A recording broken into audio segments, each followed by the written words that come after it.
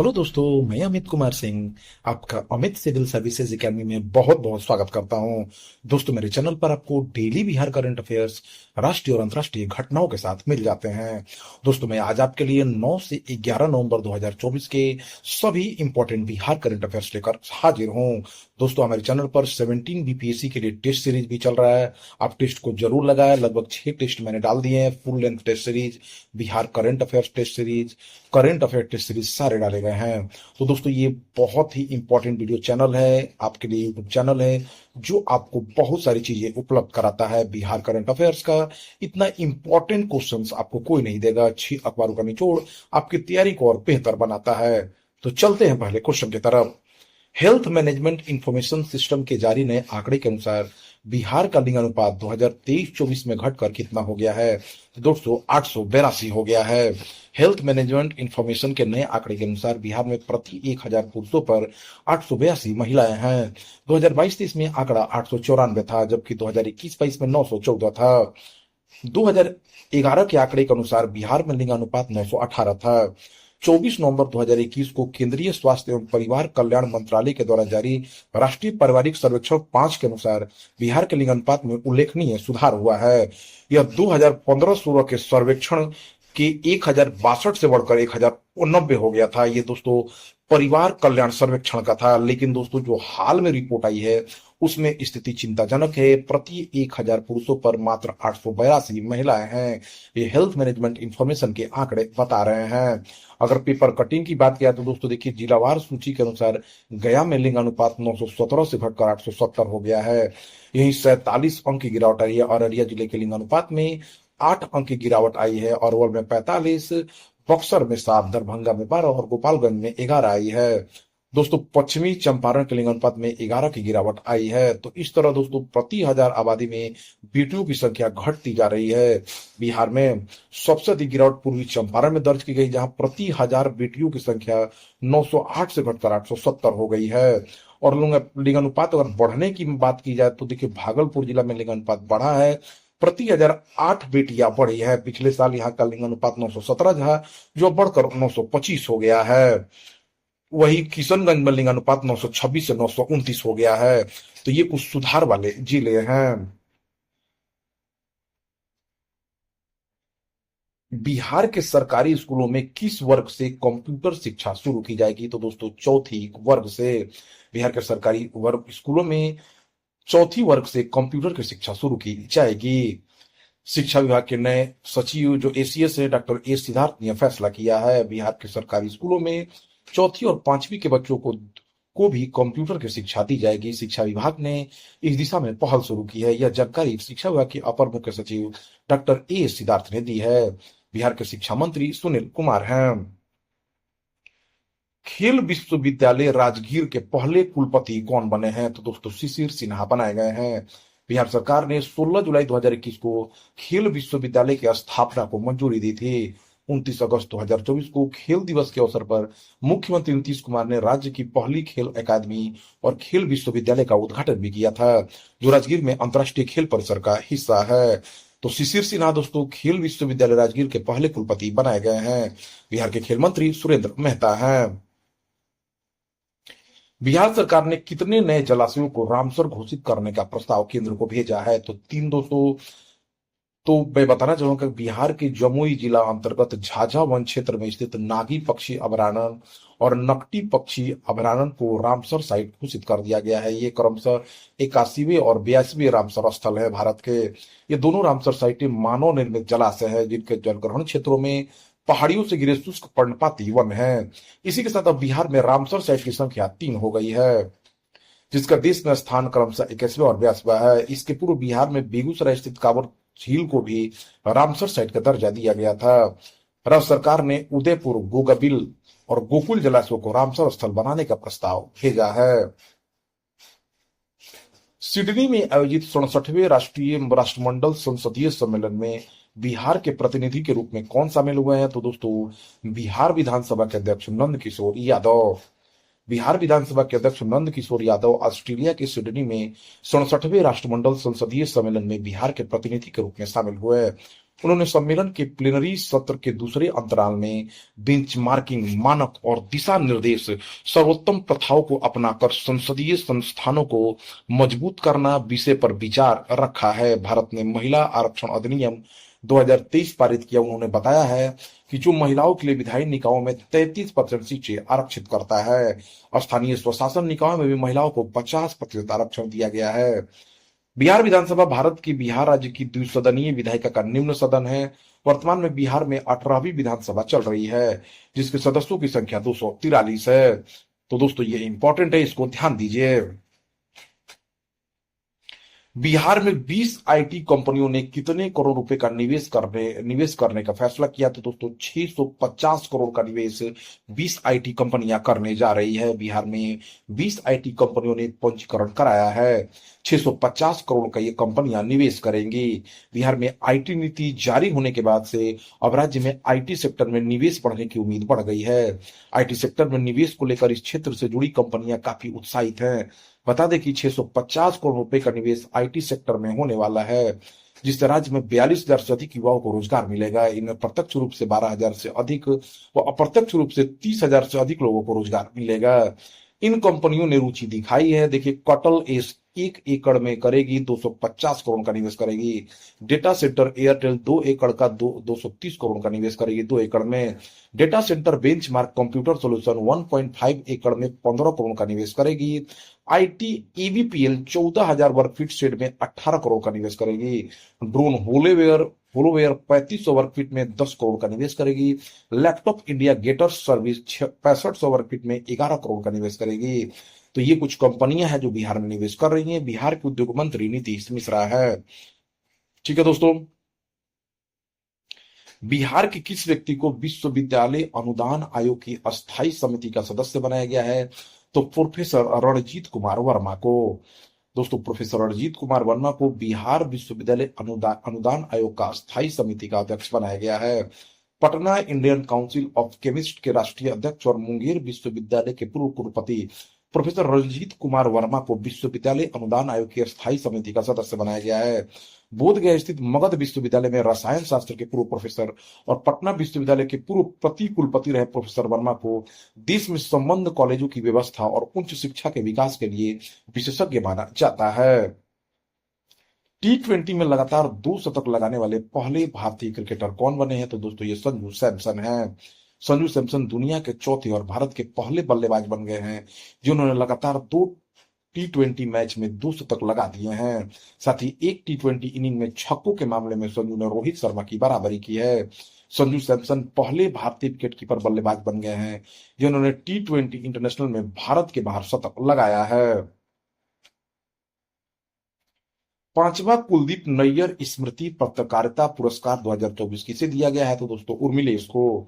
8 नवंबर 2024 को पत्रकार और यूट्यूबर उर्मिलेश को इस बार कुलदीप नैयर स्मृति पत्रकारिता पुरस्कार दिए जाने की घोषणा की गई है। यह पुरस्कार 15 नवंबर 2024 को गांधी शांति प्रतिष्ठान के सभागार में दिया जाएगा। पुरस्कार में 1 लाख रुपए की राशि, प्रशस्ति पत्र, प्रतीक चिन्ह शामिल हैं। पहला पुरस्कार रवीश कुमार, दूसरा निखिल वागले, तीसरा अजीत अंजुम और चौथा आरफा खानम शेरवानी को दिया गया। उन्होंने बिहार का सच, झेलम किनारे दहकते चिनार, गाजीपुर में क्रिस्टोफर कॉडवेल, मेम का गांव, गोडसे की गली, जादुई जमीन का अंधेरा और योद्धा महापंडित राहुल सांकृत्यायन आदि किताबें लिखी हैं। फिक्की के नए अध्यक्ष कौन बने हैं? तो दोस्तों ये हर्षवर्धन अग्रवाल बने हैं। 8 नवंबर 2024 को federation of Indian chambers of commerce and industry यानी फिक्की ने हर्षवर्धन अग्रवाल को 2024-25 के लिए फिक्की का नया अध्यक्ष चुना है। अग्रवाल वर्तमान में भारतीय वाणिज्य एवं उद्योग महासंघ के वरिष्ठ उपाध्यक्ष के रूप में कार्यरत है। फिक्की की स्थापना साल 1927 में महात्मा गांधी की सलाह पर घनश्याम दास बिड़ला एवं पुरुषोत्तम ठक्कर द्वारा की गई थी। ये भारत के व्यापारिक संगठनों का संघ है। इसका मुख्यालय नई दिल्ली में स्थित है। इसके अलावा ये ऑर्गेनाइजेशन उद्योग और सरकार के बीच एक सेतु का काम करता है। फिक्की व्यवसाय विकास, नवाचार और नीति सुधारों की वकालत करने में महत्वपूर्ण भूमिका निभाता है। भारत और ऑस्ट्रेलिया के बीच संयुक्त सैन्य अभ्यास ऑस्ट्र हिंद कहां शुरू हुआ है दोस्तों? तो पुणे में। भारत और ऑस्ट्रेलिया के संयुक्त सैन्य अभ्यास ऑस्ट्रा हिंद का तीसरा संस्करण 8 नवंबर 2024 को महाराष्ट्र के पुणे में शुरू हुआ। दो चरणों में यह संयुक्त सैन्य अभ्यास 21 नवंबर तक चलेगा, जिसमें संयुक्त आतंकवाद विरोधी अभियान और ड्रोन विरोधी उपाय के साथ साथ स्पेशल हेलीबोर्न ऑपरेशन आदि शामिल हैं।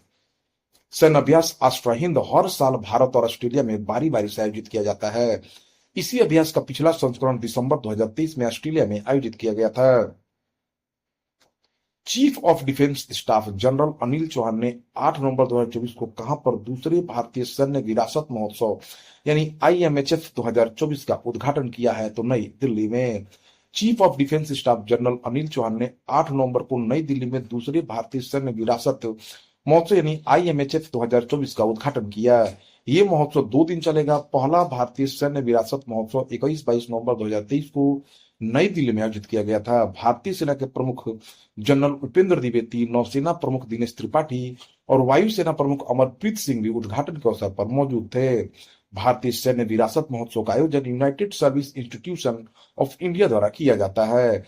इस दौरान सैन्य इतिहास पर कई पुस्तकों का विमोचन किया जाएगा, जिनमें एयर मार्शल विक्रम सिंह द्वारा लिखित because of this history of the Indo Pak air war दिसंबर 1971 भारतीय सेना और USI का संयुक्त प्रकाशन वेलोर इन ऑनर और डॉक्टर मृण्मयी भूषण द्वारा लिखित silent weapons deadly secrets unveiling the weapons arms race शामिल है। भारतीय शतरंज ग्रैंड मास्टर अर्जुन एरिगेसी विश्व रैंकिंग में किस स्थान पर पहुंच गए हैं, तो दोस्तों दूसरे स्थान पर। भारतीय ग्रैंड मास्टर अर्जुन एरिगेसी 7 नवंबर को लाइव शतरंज रैंकिंग में दुनिया के दूसरे नंबर पर पहुंच गए हैं। अब वे केवल 5 बार के विश्व चैंपियन मैग्नस कार्लसन से पीछे हैं। अर्जुन आंध्र प्रदेश के वारंगल के रहने वाले हैं। एरिगेसी के मौजूदा कोच पूर्व फीडे विश्व चैंपियन रुस्तम कासिमतजेनेव हैं। केंद्रीय सड़क परिवहन और राजमार्ग मंत्री नितिन गडकरी ने 8 नवंबर 2024 को कहां पर भारतीय सड़क कांग्रेस के 83वें सत्र का उद्घाटन किया है, तो दोस्तों रायपुर में। केंद्रीय सड़क परिवहन और राजमार्ग मंत्री नितिन गडकरी ने 8 नवंबर 2024 को रायपुर छत्तीसगढ़ में भारतीय सड़क कांग्रेस के 83वें सत्र का उद्घाटन किया। भारतीय सड़क कांग्रेस का मुख्य उद्देश्य देश के समग्र विकास के लिए टिकाऊ सड़क बुनियादी ढांचे के निर्माण और रखरखाव के लिए केंद्र सरकार की सड़क एजेंसियों द्वारा अपनाने के लिए सड़कों, पुलों और सड़क परिवहन से संबंधित मानक, कोड, विशिष्टताएं और नियमावली तैयार करना है।